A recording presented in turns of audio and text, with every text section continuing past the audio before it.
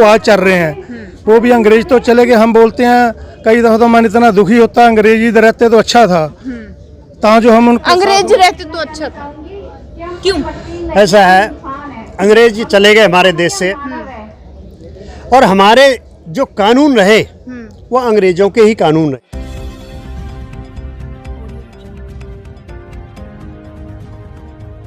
नमस्कार, आप देख रहे हैं मिनी संसद और मैं हूं प्रिया। आपको बता दूं, जहां अभी तक जो है वो लगातार ये सवाल उठ रहे थे कि इनकी जो है वो इतनी ज़्यादा भीड़ इकट्ठा होगी कि नहीं होगी, संख्या बल इनका होगा कि नहीं होगा। 23 तारीख की एक बड़ी कॉल इनकी हो चुकी है, संख्या बल क्या रही वो सबने देखा, हमने भी देखा। ऐसे में हम इनसे बातचीत करेंगे, क्योंकि उसके बाद 23 तारीख के बाद लगातार इनकी तरफ से ये कहा जा रहा है कि अब जो है वो हमारा टारगेट कंप्लीट हो गया है। तो वहीं दूसरी तरफ अगर बात करें, कुछ जो 2 गुटों में बटे हुए सैनिक थे, 6 तारीख को शायद, मैं कंफर्म नहीं हूँ लेकिन शायद उनकी भी एक कॉल है, तो कुछ लोगों की तरफ से ये भी कहा जा रहा है कि उस पर भी ध्यान दें। बातचीत करते हैं गोपाल सर से और कंफर्म करते हैं कि जो 23 तारीख को इनकी कॉल थी वो तो हमने भी जानी, इन लोगों ने भी जानी की भी। अब 6 अगस्त को जो कॉल है वो क्या फिर से इन्हीं की तरफ से? सर, 6 अगस्त को भी कहीं पर कहा जा रहा है कि एक बड़ी कॉल है, तो क्या वो आप लोगों की तरफ से ही है? 6 तारीख की जो बड़ी कॉल है जो अभी पूर्व सैनिकों के लिए है, और 1 तारीख से लेकर 15 तारीख तक, 15 अगस्त तक पूरा देश में जो पूर्व सैनिक जहाँ भी जो रहता है उन्होंने वहाँ तिरंगा यात्रा भी निकाला अपना अपने एरिया पे, जो मतलब 1 तारीख से 15 तारीख तक इसलिए कर रहा है। जो हम जंतर मंतर पर बैठे हैं, जो पूरा देश भर के जितना भी पब्लिक रहता है उस पब्लिक को ये दिखाना चाहता है। जंतर मंतर में हमारे लोग काफ़ी दिन से बैठा है। अभी 15 तारीख को हमारा मोदी जी भाषण देंगे जो अपना लाल किला में, तो ऐसे में देश भर के पब्लिक को पता चलना चाहिए। हमारा पूर्व सैनिक जंतर मंतर में काफ़ी दिन से बैठे, 5-5.5 महीने हो गया बैठे, इसको दिखाने के लिए। तब तक तो 6 महीने हो जाएंगे, तो इसको दिखाने के लिए 1 तारीख से 15 तारीख तक हमारा सारे पूर्व सैनिक सिग्नेचर अभियान भी चल रहा है। हमारा एक शीट पेपर हमने भेजा हुआ है, वो अपना समर्थन देंगे। इसका मतलब यही है, जो घर पे बीमार भी पड़े कई लोग, कुछ लोग मजबूरी में नौकरी कर रहा है। मजबूरी की नौकरी मतलब नौकरी मजबूरी नहीं है, लेकिन नौकरी जो हमको दिया है, जो हम यंग एज में आ रहा है, तो हमारा जो नौकरी जो हमारा अधिकारी रहता है, हमारा जो नौकरी देने वाला हमारा सिक्योरिटी एजेंसी में हमारा प्रोपरेटर का काम हमारा अफसर करता है। तो ऐसे में वो वहाँ से निकल के जंतर मंतर पर आ गया, तो वापस जाने से उस नौकरी ऐसा है, वो संविदा नौकरी है, तो उनका नौकरी छीना जाएगा। क्योंकि ये हमारा जो अनशन जो है ये अफसर के खिलाफ है, ये ऐसी प्रचार कर रहा है। लेकिन हम अफसर के खिलाफ हम कोई अनशन नहीं कर रहे हैं, हम अपना मांग कर रहा है, जो हम अपना पेंशन का मांग कर रहा है। जैसे अफसर भी अपना मांग कर रहा है, उसका तरीका अलग है। उन्होंने अपना मांग करने वाला तरीका हमारा संज्ञाबल दिखा के, हाईजैक करके, गुमराह करके ले रहा है। लेकिन हम लोग ऐसे नहीं है, हम लोगों को ग्राउंड में आना पड़ेगा। हम लोग ग्राउंड में उतर के जब तक हम धूप में हम नारा नहीं लगाएंगे, हमारा आने वाला टाइम पर हमको पेंशन नहीं मिलेंगे। हम जाने के बाद हम जिंदा रहते टाइम पर हमारा पेंशन नहीं कर पा रहा है, तो फिर हमारा फैमिली को कौन देंगे पेंशन? आप लोग यहाँ पर हैं, अपनी फैमिली के लिए लड़ रहे हैं। लगातार कहना है कि अभी अगर हमने अपना अधिकार नहीं मांगा तो हमारे जाने के बाद कौन देगा? कैसे कैसे? अभी आप लोग यहाँ पर जंतर मंतर पर अपने अधिकार के लिए लड़ रहे हैं। आपको क्या लगता है कि सरकार जो है वो जग चुकी है, आपकी बातों को सुन रही है? सरकार को सभी कुछ मालूम है। सरकार जानबूझ के जो हमारे जेसीओ जवान है उनकी मांगों को अनदेखी कर रही है, क्योंकि जो हमारे अफसर लोग थे उन्होंने सरकार को अंधेरे में रख के हमारे साथ धोखा किया है। जो संख्या वाला है वो हमारा दिखाया गया है, जवानों का पे जवान हमारे साथ है, हम जवानों के लिए लड़ रहे हैं। एक्चुअली उन्होंने अपना फायदा लिया और जवानों के साथ धोखा किया है। सरकार जो है वो अपना फायदा ले रही है और जवानों के साथ लगातार धोखा करती आई है, सरकार को अंधेरे में रखती है। बिल्कुल, सरकार को अंधेरे रखने वाले जो हमारे अधिकारी लोग हैं, उन्होंने जो फीडबैक दिया है, जो उनको बताया है ऑन ग्राउंड क्या है, सो उन्होंने सरकार को गुमराह करके जो हमारा हक था खुद लिया। इसमें हम सरकार को कहीं, और जो जो कुछ भी रहा सरकार को सब पता है। हमारे 5-6 महीने से धरना चल रहा है, सरकार को एक एक इंच का, एक एक मूवमेंट का पता है। लेकिन हम ये हैरान है कि सरकार अपने सैनिकों को इतना रोड पे रुलने के लिए मजबूर क्यों कर रही है। हम इस स्टेज के माध्यम से मोदी सरकार जी से ये आग्रह करते हैं, बेनती करते हैं और आशा भी करते हैं जल्दी से जल्दी हमारी मांगें सुनी जाएं, ताकि हमारे जो बच्चे हैं, हम हैं, हमारी जो सुरक्षा वो रह सके और हमें अपने देश पे गर्व होना चाहिए। वो जल्दी से जल्दी मांगी कब सुनी जाएंगी, कब आएगा वो दिन? वो दिन आशा हम करते हैं, उम्मीद करते हैं कि जल्दी आए।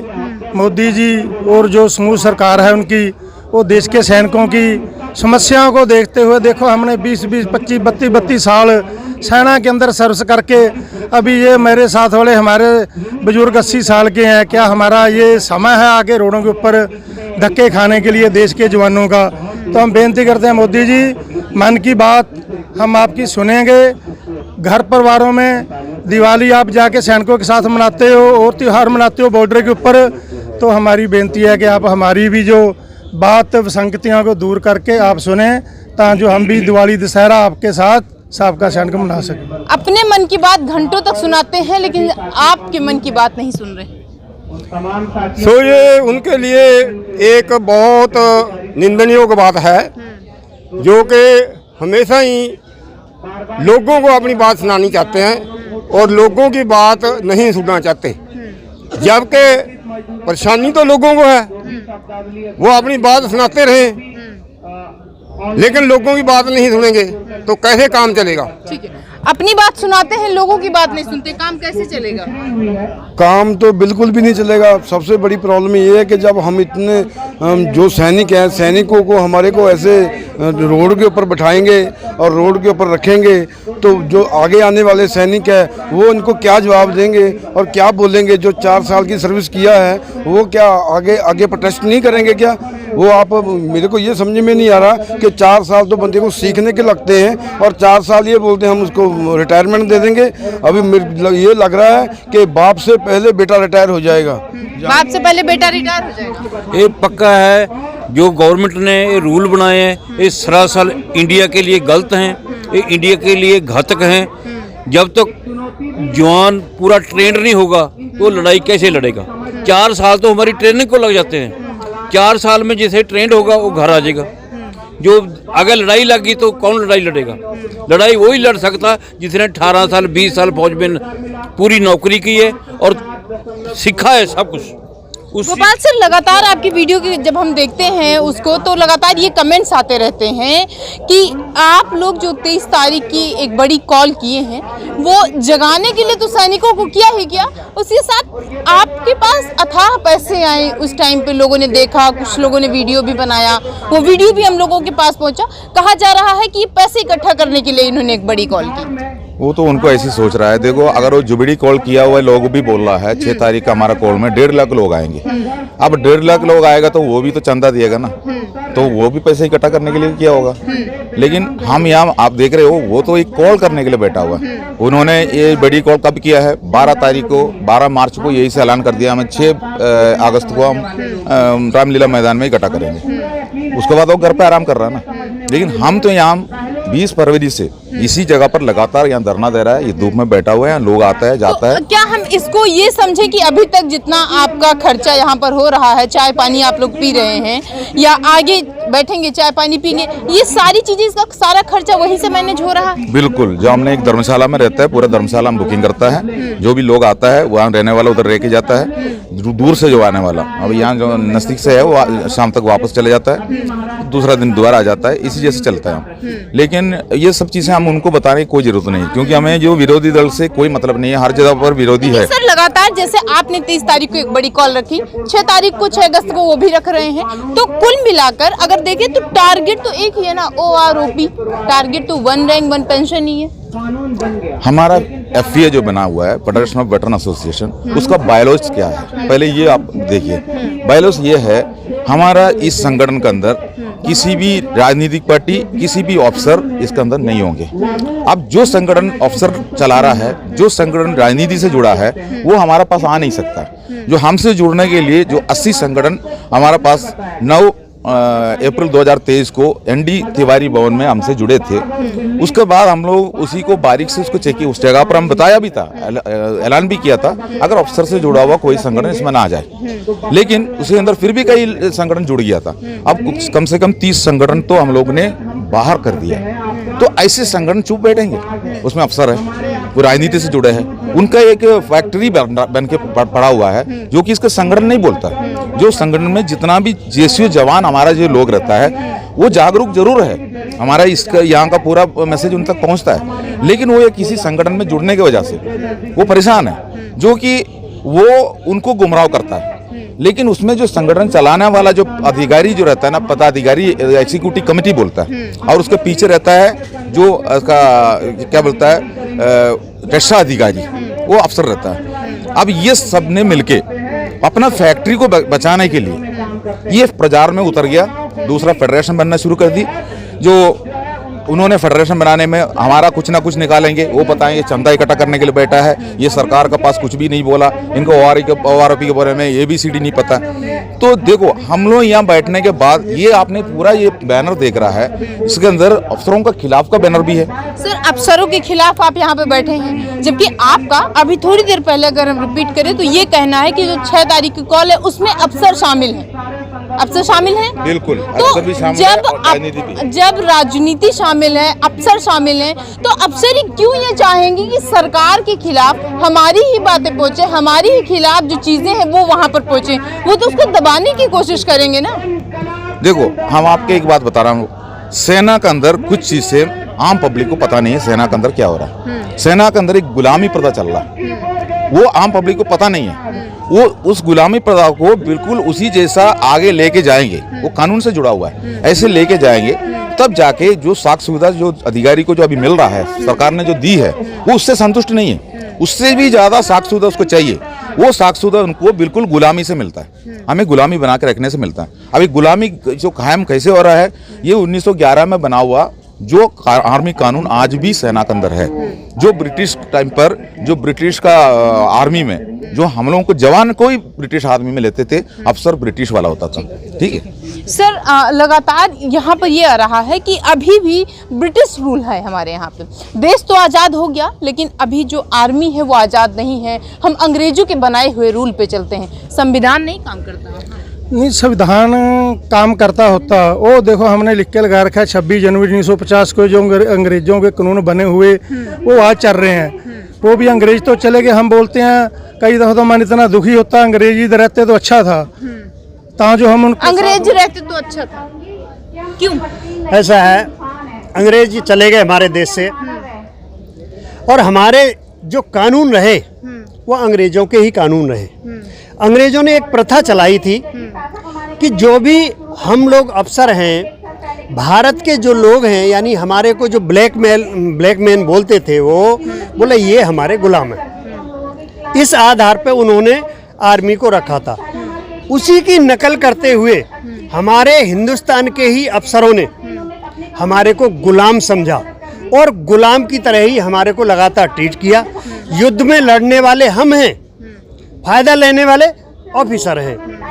हम फ्रंट में लड़ाई लड़ रहे हैं राइफल के साथ में, सारे टैंकों के साथ में, RCL गन के साथ, सारी बहुत सारी चीज़ें हैं, जो इक्विपमेंट है हमारा, उसके साथ हम लड़ाई लड़ रहे हैं। जब हम गोली खा रहे हैं, लेकिन फायदा हमारा अफसर ले जा रहा है, हमारे को थोड़ा सा प्रलोभन देगा, प्रेशर डालेगा दूर से, ये कहेगा कि भाई आपको एक प्रमोशन। सर, आप अपने जगह और अब एक अफसर को लीजिए, तो आपका जो जवान GCO है, हाँ। उनकी रैंक अगर हम देखें और एक अफसर की देखें तो जमीन आसमान का फर्क आपको लग रहा है। एक बात कहा, जब एक ऑफिसर भर्ती होता है और एक जवान भर्ती होता है, दोनों की क्वालिफिकेशन क्या है? 12th class. आज भी आर्मी में भर्ती के लिए, ऑफिसर्स के लिए भी एक 12th क्लास भर्ती है। दोनों भर्ती हुए, ट्रेनिंग के बाद में जो ऑफिसर के पास क्वालिफिकेशन है वही एक सिपाही के पास में क्वालिफिकेशन है। फिर क्या होता है, उनको तो अफसर का कोर्स कराने के लिए, यानी डिग्री करने के लिए भेजा जाता है। उनके पास डिग्री नहीं है, जब तक उनको डिग्री कराई जाती है, यानी सरकार उनको पढ़ाती है। और एक जवान है, उसको क्या कहा जाता है कि आप अपना ट्रेड वर्क कीजिए, जो आपको जॉब मिला है, ड्राइवर मिला है, मेटल स्मिथ मिला है, जो भी काम मिला है आप उसको कीजिए। उसकी क्वालिफिकेशन को तो नहीं बढ़ाया जाता और उनको एक ऑफिसर का दर्जा दे दिया। फिर क्या होता है कि आप इन दोनों में दूरी बना के रखो। जो ओआर रैंक है, यानी कि जो सिपाही से लेके हवलदार तक और जेसीओ तक ये सारे रैंक हैं, उनको वो क्या करते हैं, अपने बीच में, अफसर्स के बीच में और उसके बीच में फासला रखा जाए, जिससे कि ये आदमी हमारे मुंह ना लगे। कल को ये बराबर क्वालिफिकेशन वाला है, हमारा मुकाबला करने लग गया तो हमारी बेइज्जती होगी।